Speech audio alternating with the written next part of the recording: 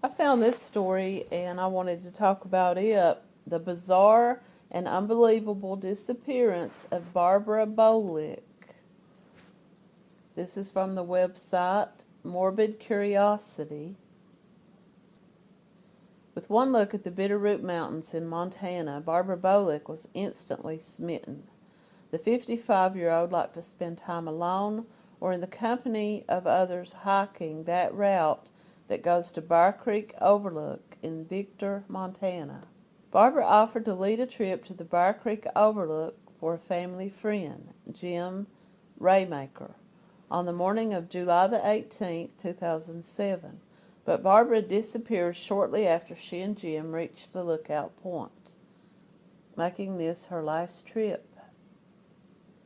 Barbara was going to take Jim and his girlfriend, Donna Biles, hiking on Wednesday morning, but they had to cancel. Donna was Carl's cousin. She and Jim were visiting from California, but were staying with Carl and Barbara in Montana. During their vacation, they planned to go to Bear Creek Overlook, and Barbara was more than pleased to come along. Carl, who had quit hiking after having a heart attack, promised his wife that he would make supper while they went on their trip. They were supposed to depart bright and early on Wednesday, but when Donna awoke, she wasn't feeling well. She bowed out of the trekking excursion, leaving Barbara and Jim to go on their own. However, when they got there, the road that led to the Bear Creek trailhead was blocked, so they had to park a little farther away and walk through a construction zone. When they finally found the trailhead, they hiked 2.7 miles to the viewpoint. After reaching the peak of the path, Jim and Barbara stopped for a bite. They met some other hikers and their dog at the lookout. They spoke with the other hikers for a while and then spent about 30 minutes admiring the scenery. The group started to return down the mountain about 11:30. Jim paused for a second to take in the scenery. Barbara, who was probably 20 or 30 feet in front of him, continued on. After about 45 seconds, Jim turned around and started down the path. He looked ahead, but Barbara was no longer there. Jim continued down the path, expecting to run across Barbara any minute, but he never did. He was perplexed by her unexpected absence. She was a very seasoned hiker and never deviated from her track. He yelled her name over and over again, but she never came back. Some of the routes that Jim and Barbara had walked on were made of loose shell rock, which caused a distinctive crunching sound when walked upon. To get Barbara's attention, Jim pulled out a whistle and blew the whistle, but she never returned. He was still hoping to run across Barbara, so he continued on down the trail. Jim made it to the trailhead, but he couldn't discover any trace of Barbara. Confused, he walked back to the construction site and asked employees whether they had seen her. The staff saw a black and white dog, but no one recognized Barbara. Jim had one of the construction workers walk with him through the area to his vehicle. Jim had trouble believing Barbara would just get lost on a path that she was very familiar with. He returned to the trailhead and followed the same route they had traveled to the viewpoint, confident that he had missed her. But when Jim returned to the construction site, he informed the workers that he needed assistance. He was unable to find his trekking partner. The construction crew allowed him to use their phone, and he reported Barbara missing. The Bear Creek Overlook is inside the Bitterroot National Forest. Therefore, U.S. Forest Service rangers were originally in charge of the investigation. They started looking for Barbara right away, combing through the area around the route, but could find no trace of her. The ranger who contacted Carl at home to notify him that his wife was missing was optimistic and said that they would locate her very soon. Now the story becomes bizarre. Since Barbara had climbed that route hundreds of times, Carl found it hard to believe that she became disoriented. He drove the 20 miles to the trailhead, expecting to see Barbara and have a good laugh over what had been happening. He was devastated to discover his wife had not been located when he arrived. All night people were looking for Barbara. Several ground searches and rescue teams, aided by canines, were sent in to assist. Aircraft using infrared and thermal imaging flew over the region, noting nothing suggested Barbara was still in the area. Carl stayed until midnight at the trailhead gate before the cops encouraged him to go home. It broke his heart to leave the area while Barbara was still out there, but he knew he had to go home. In the morning, he returned with some friends and neighbors who volunteered to help search. When asked about the disappearance, authorities stated they had no answers. According to the county sheriff's office, foul play was not indicated.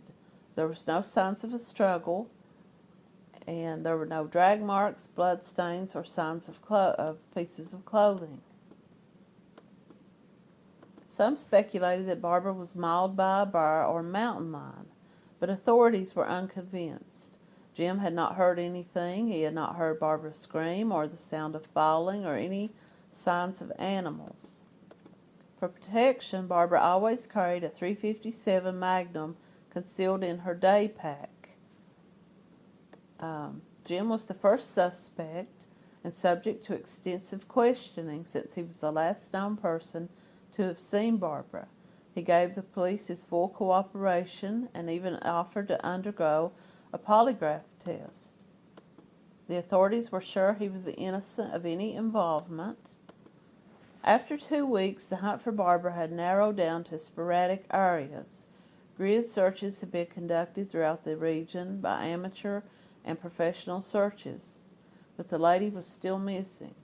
Authorities said they could no longer actively look for Barbara, but they would continue to inquire about her disappearance.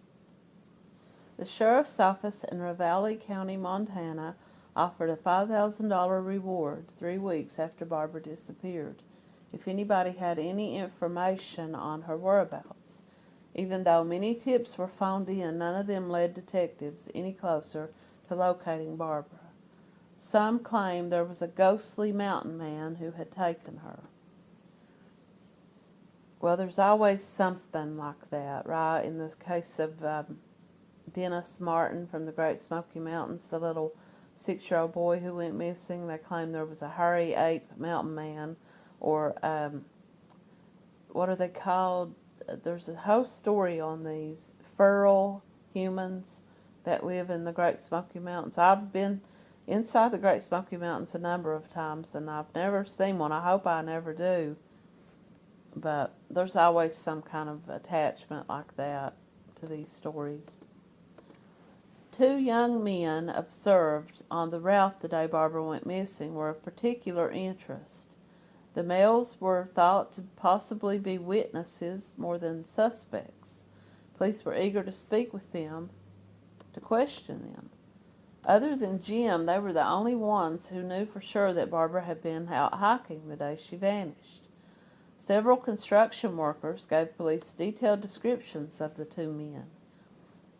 One man had dark hair and a dark complexion, while the other had fair skin and red hair. Both were in their early 20s, and both were in excellent physical condition, walking with a black and white mixed breed dog. The vehicle they were traveling in was a light-colored SUV, possibly a Chevy Blazer, with a Montana license plate with Missoula County stickers. No one came forward to identify the 2 men, even after their full descriptions were published in the media. In September, Barbara's family said they would pay $10,000 to anyone who could help identify these 2 witnesses.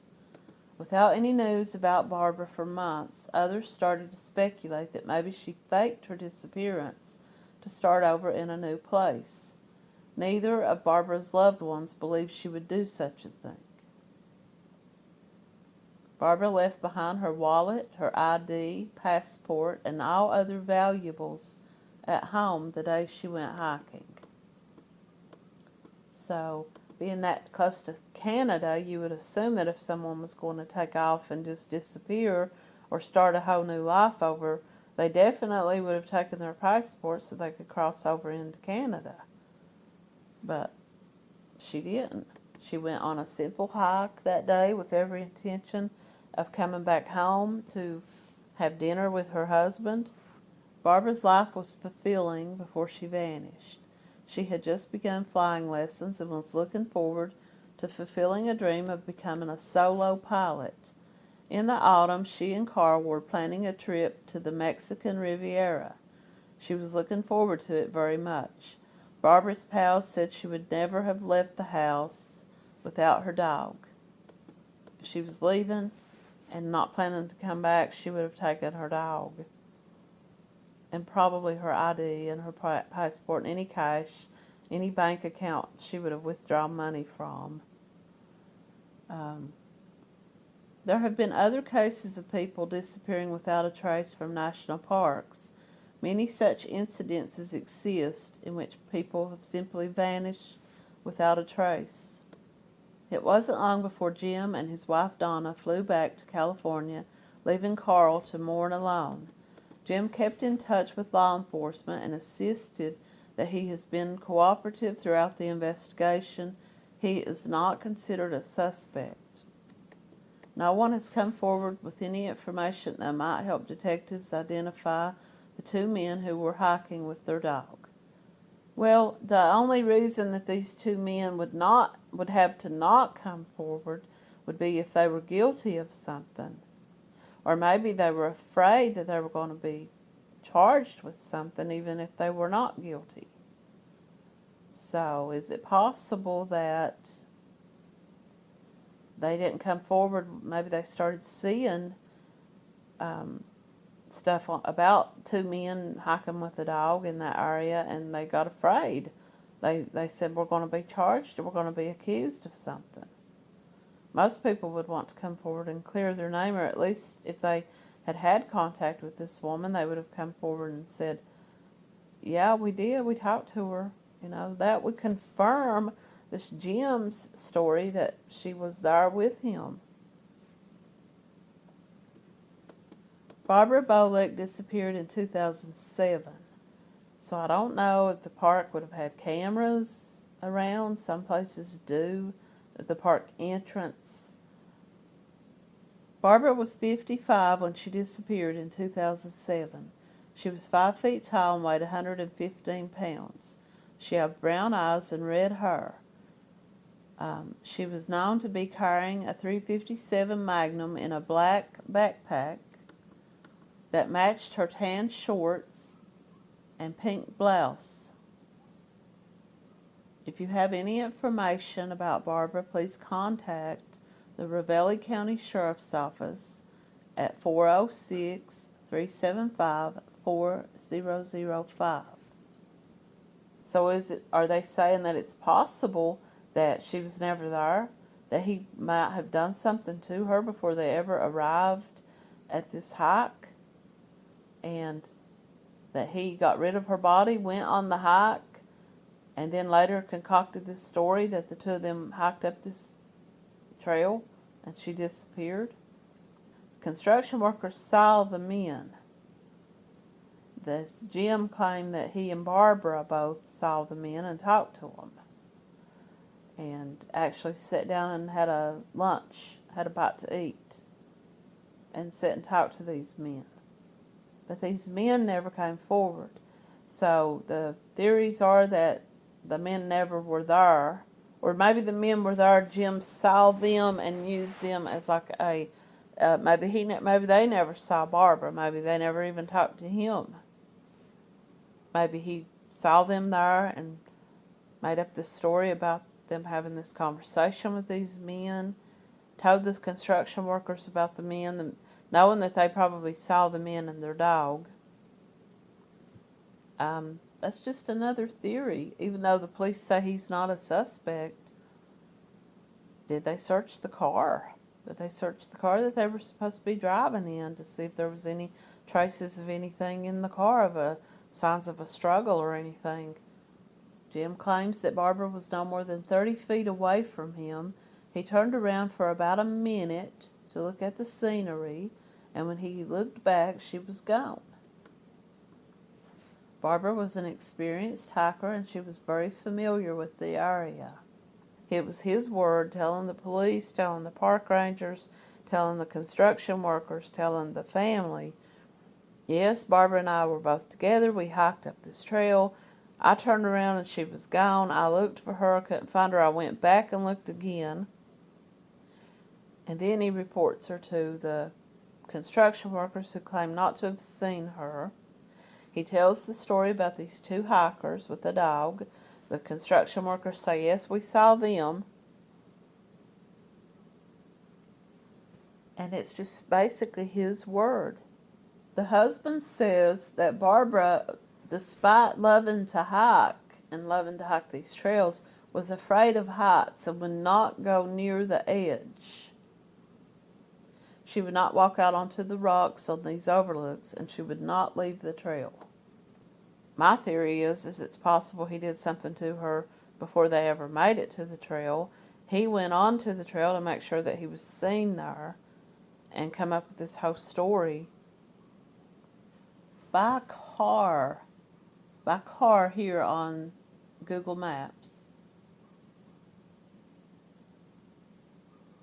It would be 5.5 hours. Well, basically 6 hours would be the shortest route from the Bitterroot Mountains to the Canadian border. So it's possible that she took off on foot, hid away for a day or two, and then made her way on into Canada. But it's very improbable that she did that without a passport. I keep going back to that. And why would she just do that? You know? It's very unlikely. This woman was not in any kind of trouble. As far as anyone could say, and there was no talk that she and her husband were having problems. There's still this theory out there that she was never on the trail, that maybe she died the night before, and these three people concocted the story to cover it up. It's also my theory that she may have died or was attacked by this man before they ever made it to this trail, and that she is somewhere between her home and the trail, that he disposed of her somewhere. And maybe the police didn't look at that angle about it because they were taking his word for it that she was out there. I come to the theory that this woman did not run away. She had no reason to that I could see. And I just wanted to share a little bit about her. Barbara Asante met Carl Bolick, the man who would become her husband, in New Jersey while he was still in the Air Force. He went to work for a J.P. Morgan Chase Bank in New York City. After they retired, the married couple moved to Corvallis, Montana in 2001. Carl was a Montana native, but his wife had never lived there. However, Barbara, an avid hiker, grew to love her new home and frequently went on long hikes in the nearby Bitterroot Valley. "This is the place I want to be," she told her husband. The cautious Barbara always brought along a backpack that contained food and water, a .357 Magnum revolver for protection. Montana is home to a variety of wild animals, including bears, mountain lions, and rattlesnakes. Her fear of heights made her actively avoid getting too close to cliffs that she might encounter along her walks. At the time that she went missing, Barbara had been taking pilot lessons and was eager to get her license. Additionally, she was learning how to ski.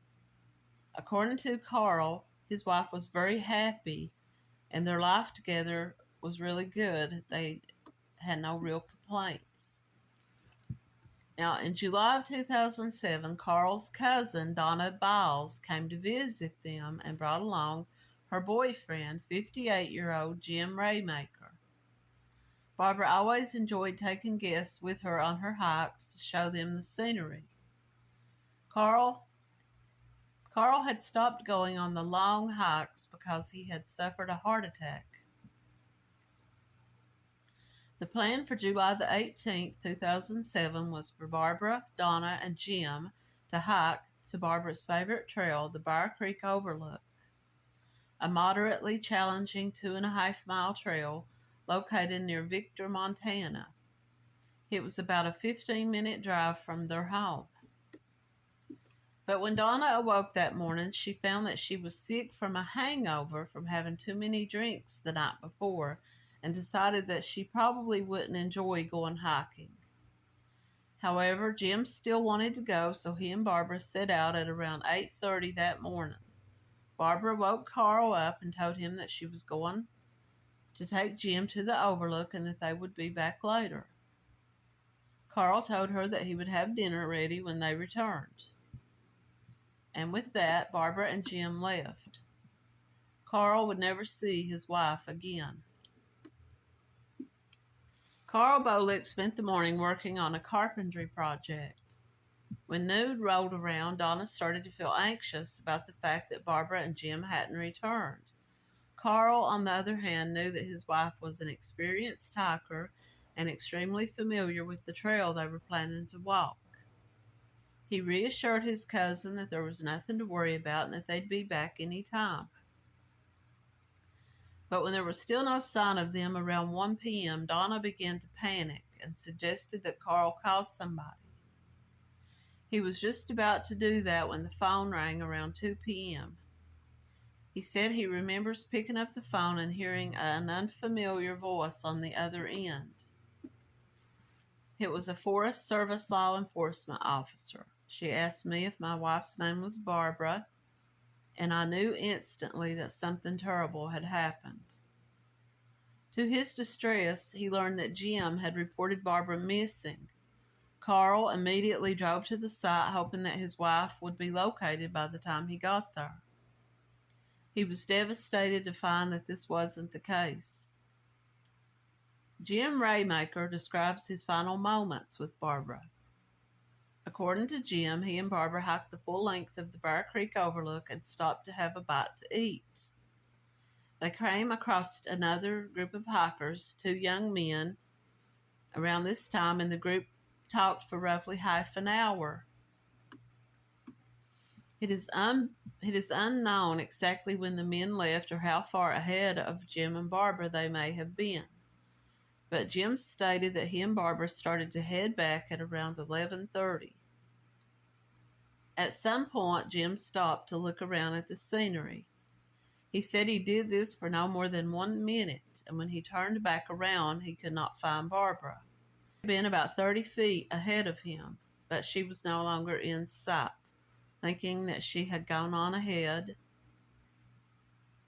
he put her disappearance at around 11:30 to 1 p.m. That's a big window of time. When I turned back to continue heading down the trail, Barb was nowhere to be seen. His next course of action, he explained, was to search the area for Barbara. He called out to her, but he received no response. He saw no signs of Barbara or her backpack. According to Jim, it was as if she had simply vanished into thin air. Jim made his way back to the trailhead and found construction workers. The road leading to the trailhead was closed for maintenance. It's unclear exactly when the workers arrived, but when Jim came across them, he asked if they'd seen Barbara and gave a description of her. They said they hadn't seen her, but they did remember seeing the 2 young men with a black and white dog. These were supposed to have been the 2 men that Jim said they had sit and talked with. Jim reported her missing shortly thereafter, and the search for Barbara began. In the coming days, several ground searches and rescue teams, accompanied by search dogs, were organized to look for Barbara. Aircraft using infrared and thermal imaging were used as well. Strangely, nothing whatsoever was found. Not only was Barbara missing, but they could find no evidence that she was even on the trail that day. The dogs were unable to pick up her scent anywhere. After 2 weeks of intensive searching and investigating, the Ravalli County Sheriff Chris Hoffman said Barbara's disappearance was a mystery. "We are perplexed," Hoffman told the Bitterroot Star.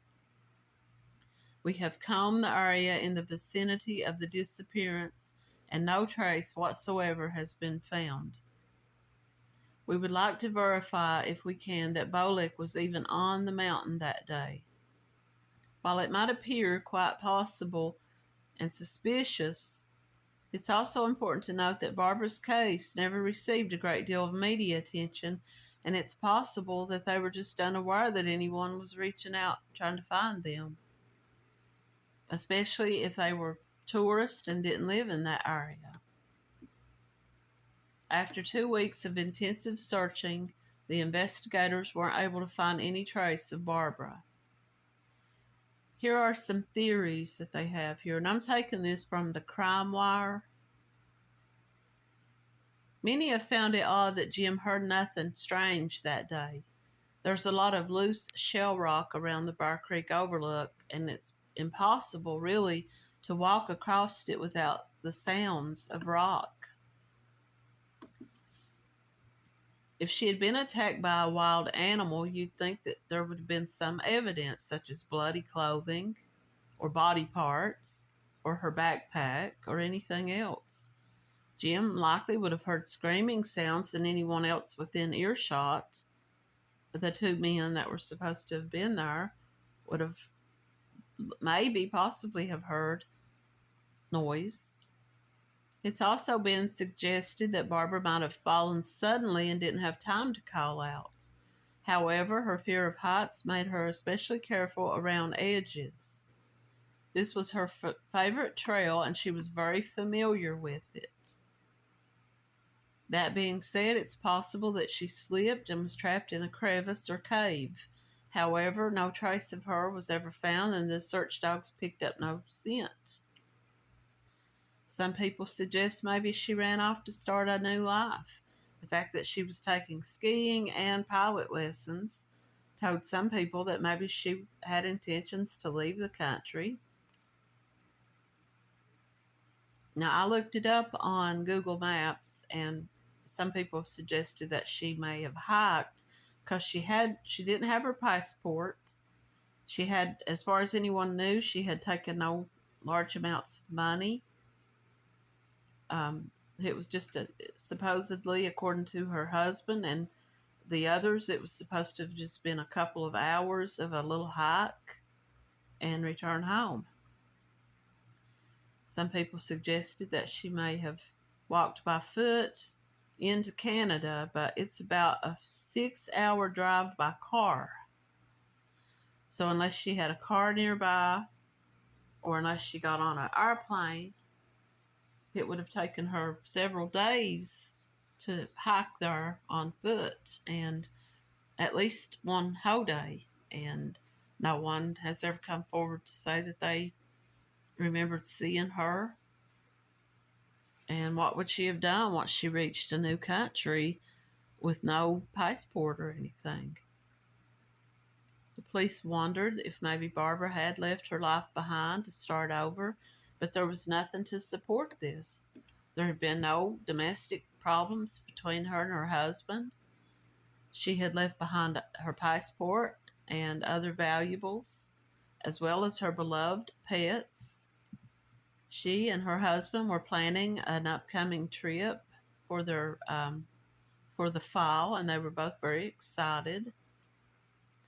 Now, here's the one theory that many people have come to the conclusion that it was foul play and that Jim was the last person to have seen her.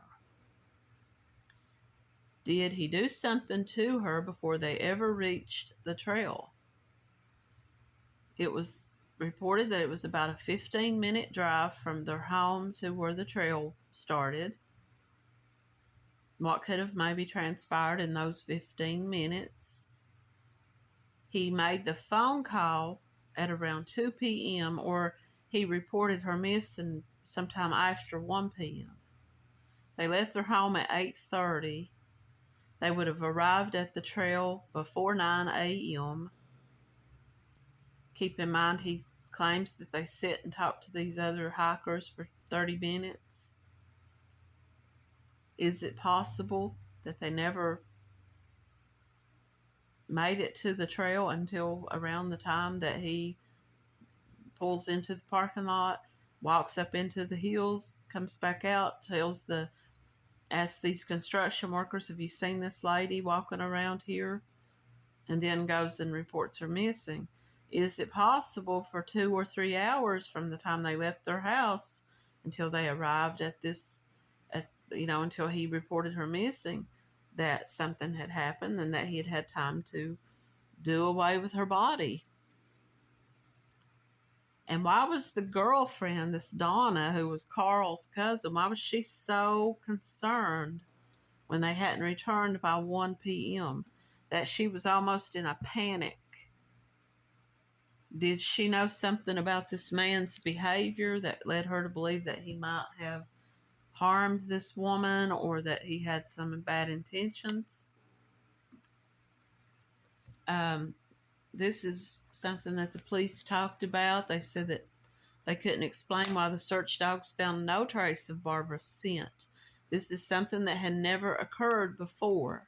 Anytime that they had searched these trails for a missing person, a missing hiker, they always picked up their scent.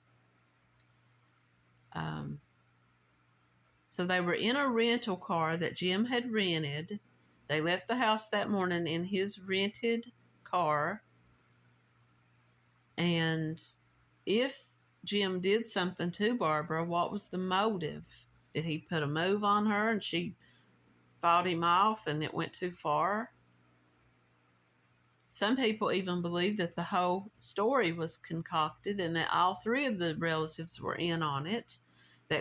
Some people suggested that Carl and his cousin Donna set this whole thing up and got this man involved in it, and that the whole thing was that they were all in on it, and that Barbara may not even have been alive when she left the house that morning. Did they bring in cadaver dogs to search for her scent? Did they bring cadaver dogs to the house? However, police say that Jim and the whole family cooperated and that they cleared him of any suspicion. He volunteered to take a polygraph test, even though the police never followed up with that. The police received many tips over the course of the investigation. None proved helpful.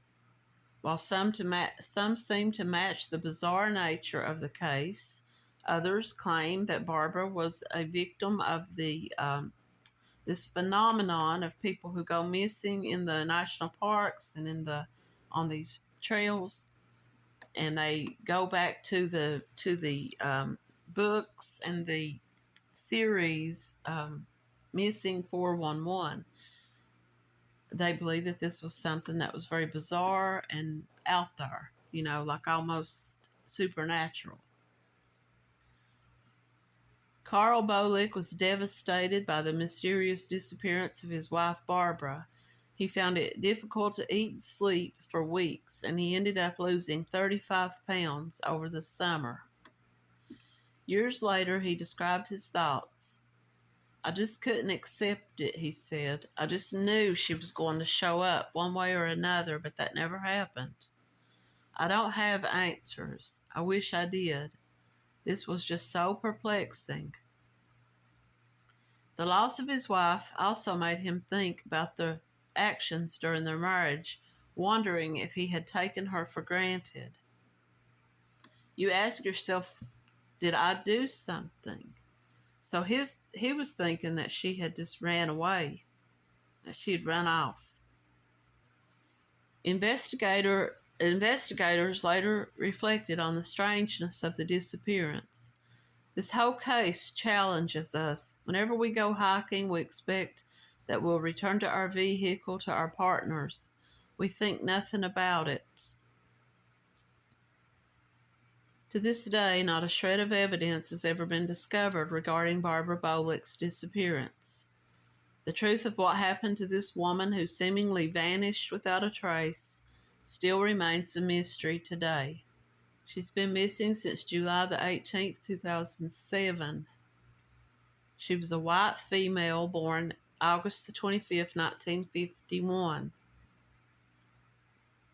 She would be 72 years old. She was 55 at the time of her disappearance. She was 5 foot tall and around 115 pounds. She was wearing a light-colored pastel shirt and tan hiking shorts. And even though they were supposed to have sat and talked to these two men for 30 minutes, the dogs couldn't pick up a scent of Barbara at all in the location where they were supposed to have been sitting for such a long period of time. They couldn't pick up her scent having been there. So I wonder if this Jim guy really got away with something, you know? And he couldn't pinpoint the time. He said it was between 11:30 and 1 p.m. So that's kind of gives you a large window of time to lose somebody. Now, whether these men were there is not in question. It is, did they see Barbara? Did they talk to Barbara? Did they see her after they left? You know, after they parted ways, did they encounter her again by herself? Neither of the men are considered suspects. But then again, you know, who knows? So, 16 years have passed. I don't know if her husband is still alive, or I don't know if they, ever really came up with any idea of what could have happened to her. It's still a mystery, and I just wanted to share this. Like I said, there's a lot of stories out there about her, but this is one of the bigger mysteries. What happens to someone who just seems to vanish without a trace? Someone who had no legal problems, who had a seemingly nice life, who had plans for the future to go on a trip. She was a very active woman. She wasn't sitting at home. She was out taking pilot lessons, skiing lessons, hiking. She was active. This is one reason some people suggested that she ran off, was because her husband had had a heart attack and he could no longer accompany her on the more strenuous hikes. And maybe she was feeling weighed down by not being able to go and be as active as she wanted to be. I don't believe that. Thanks for watching.